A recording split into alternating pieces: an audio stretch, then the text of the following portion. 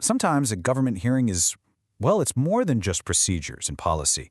Sometimes it's a pressure cooker that just explodes. And when it does, it reveals these deep, fundamental divides in how our leaders see the world. And that is exactly what we are going to break down today. So, here's how we're going to do it. We'll start with the moment the hearing erupted. Then we'll look at the two very different arguments being made, one about D.C. and one about money. Then we'll pinpoint the exact flashpoint where it all blew up and finish by analyzing the two clashing styles of oversight we saw. All right, let's jump right into the deep end, right at the boiling point. We're in a House Oversight Committee hearing. It's supposed to be about local issues, and then, suddenly, it just evolves into open hostility. So as one representative is finishing her statement, you can literally hear another one shouting from across the room, completely shattering the usual decorum. His immediate gut reaction? This is insane. You can just feel the tension in that room go through the roof. And he doesn't stop there. He makes it crystal clear this wasn't just some political squabble to him. No, this felt like a direct personal attack. In that moment, the formal rules of Congress just went out the window, and all that was left was raw emotion. So that's the big question, right? How in the world did we get here? What could possibly have been said that was so explosive it led to this total breakdown? To figure that out, we've got to rewind a bit and look at the two completely different conversations that were happening at the same time. Okay, so the first perspective comes from Representative Rashida Tlaib. And for her, the focus wasn't really on the specific policy being debated. It was all about how Washington, D.C. and the people who live there were being talked about. So let's break down what she was saying. Her core argument was that the hearing was painting this really ugly, unfair picture of the nation's capital. And in doing so, it was ignoring the real underlying problems. Things like housing and mental health. She felt Congress was interfering with local D.C. laws and that the ultimate result was that the people of D.C. were being made to feel invisible. It's a really powerful point about the human cost of political language. And she made it really personal, too. She connected what was happening to D.C. directly with her own experience representing Detroit. She was basically saying, hey, I've seen this before. This kind of rhetoric has a real damaging impact on the people who actually live in these cities.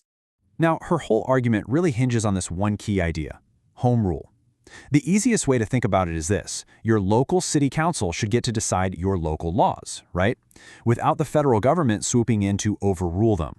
She saw this hearing as a major violation of that core principle. Okay, so now let's pivot to the other side of this.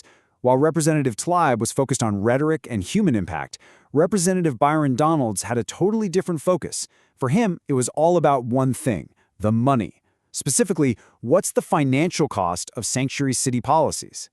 He came into this hearing with a very direct, very simple question for the mayors of several big cities. He wanted to get to the bottom line. What is this costing the taxpayers?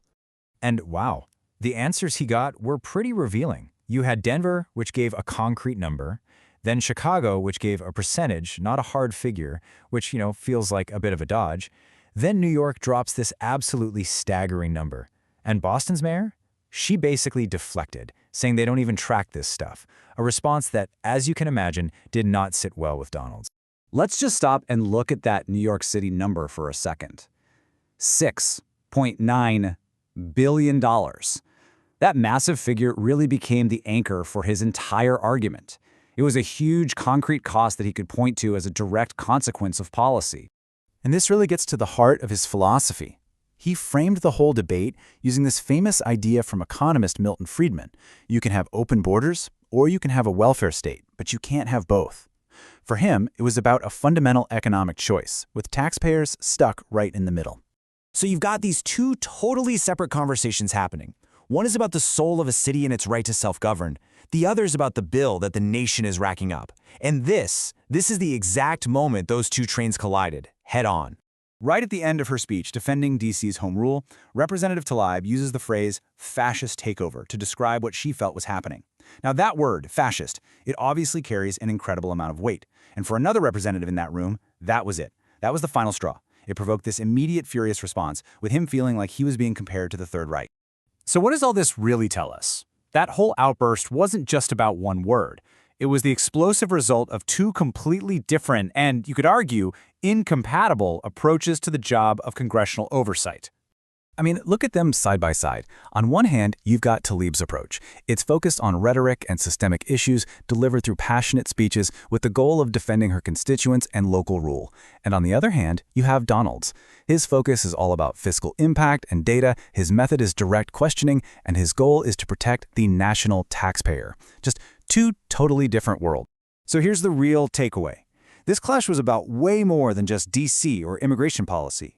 What it really revealed was a deep disagreement on what congressional oversight is even for. Is its purpose to defend people and principles from harmful language, or is it to follow the money and hold people accountable for the bottom line? And that really leaves us with a huge question that this whole hearing just puts right in front of us. In our political debates, what should matter more?